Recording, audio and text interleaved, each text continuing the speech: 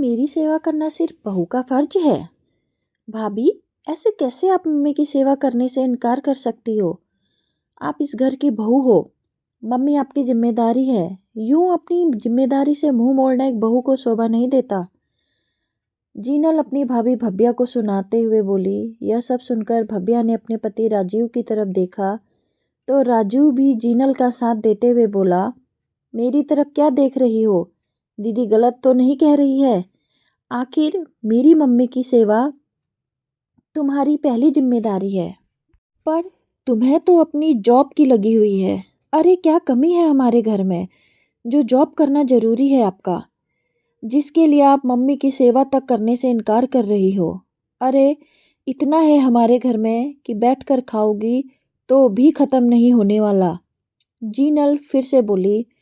दोनों भाई बहन अभी बैठकर भव्या को सुना ही रहे थे कि भव्या उठी और अपने कमरे की तरफ जाने लगी। यह देखकर राजीव ने कहा, तुम्हें थोड़ी शर्म भी है? हम तुमसे बात कर रहे हैं और तुम हमें इग्नोर करे जा रही हो। देखो, मुझे कल सुबह बेंगलोर के लिए निकलना भी है। टाइम से सोऊंगी तभी तो टाइम से उठकर जा पाऊंगी। भव्या ने जवाब दिया और अपने कमरे में चली गई। यह देखकर जिनल बोली, राजीव बड़ा सिर चढ़ा रखा है तुमने भव्या को। ऐसे कैसे हमारे मुंह पर जवाब देकर चली गई? अरे यह क्या एक बहू के लक्षण होते हैं? राजीव को गुस्सा तो बहुत आया। वो भव्या से बात करने के लिए कमरे में जाने लगा कि इतने में मम्मी के कराहने की आवाज़ आई। सुनकर दोनों भाई बहन पहले मम्मी के कमरे में गए। वहाँ अपनी मम्मी को दवाइयाँ देने के बाद जीनल तो वहीं बैठ गई और राजीव से बोली, तुम जाकर एक बार भाभी से बात करो। वो रुक जाए तो बेहतर है। वैसे भी ये बहू की जिम्मेदारी होती है। यहाँ बेटी होकर मुझे निभानी पड़ रही है। क्यों, तुम दोनों थक गए हो क्या मेरी सेवा करके? किस हक से रोक रहे हो तुम दोनों भाई बहन उसे? पैदा मैंने तुम दोनों को किया है, उसे नहीं। जब तुम दोनों को ही मेरी सेवा करने में रोना आ रहा है तो उससे क्यों उम्मीद करने रहे हो? मम्मी कैसी बातें कर रही हो तुम? सास ससुर की सेवा करना तो बहू का फर्ज होता है और तुम्हारी बहू को अपने फर्ज याद ही नहीं है। जिनल ने जवाब दिया, बहू का फर्ज याद है, बेटे बेटी का फर्ज याद नहीं है।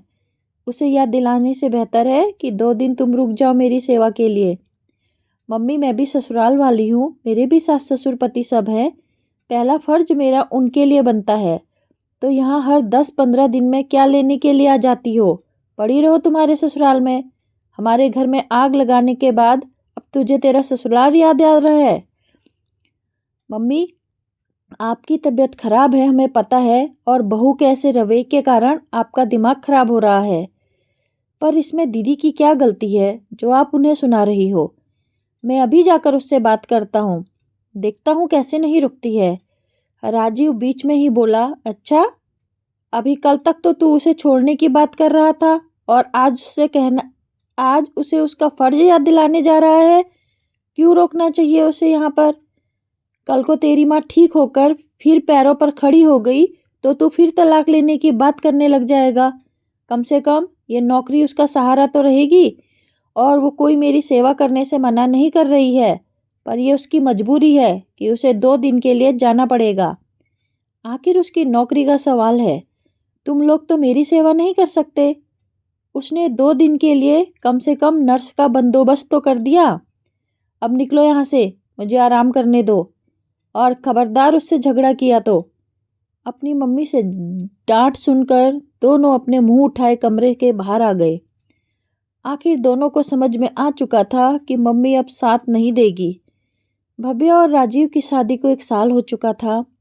कहने को छोटा सा परिवार था। घर में सास और पति राजीव ही थे, पर ननद जीनल जो कि राजीव से बड़ी थी का ही राज आज भी घर में चलता था। रहती तो ससुराल में ही थी, लेकिन हर 10-15 दिन बाद मायके आ धमकती थी और फिर कोई ना कोई छोटी बात पर राजीव और भव्या में कलह करवा ही देती थी।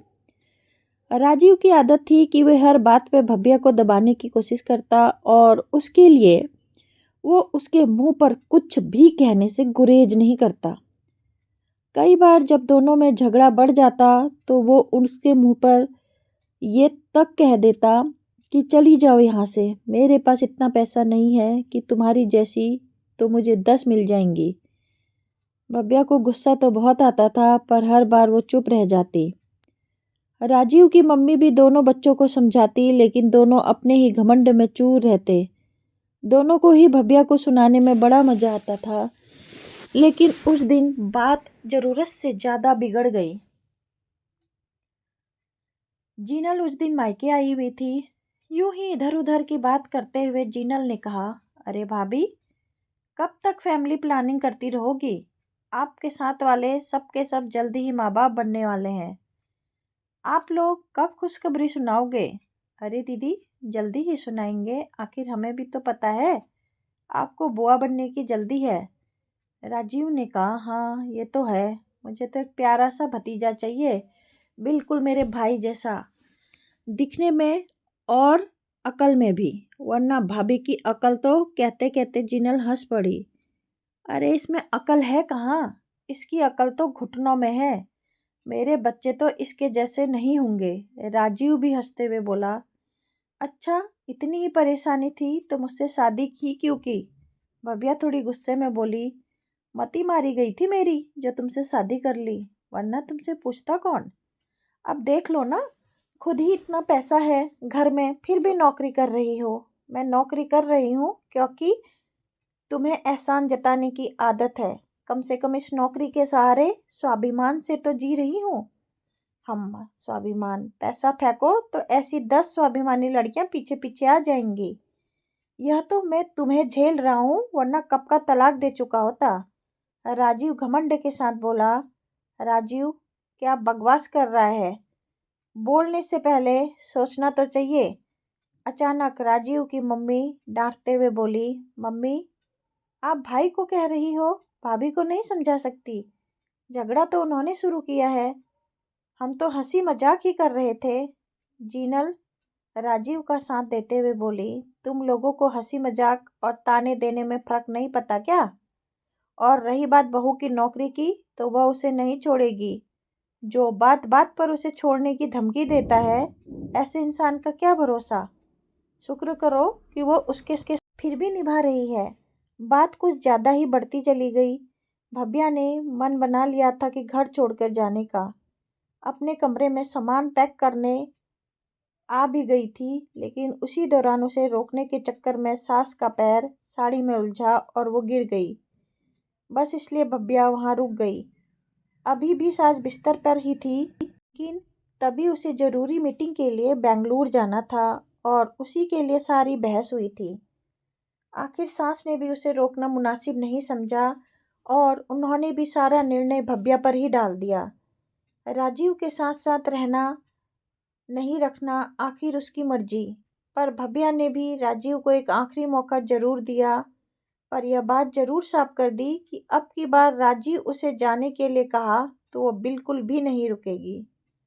दोस्तों कहानी पसंद आए तो चैनल को लाइक से सब्सक्राइब जरूर करना और अपना ऐसे प्यार सपोर्ट, प्यार भरा कमेंट ऐसे ही देते रहना।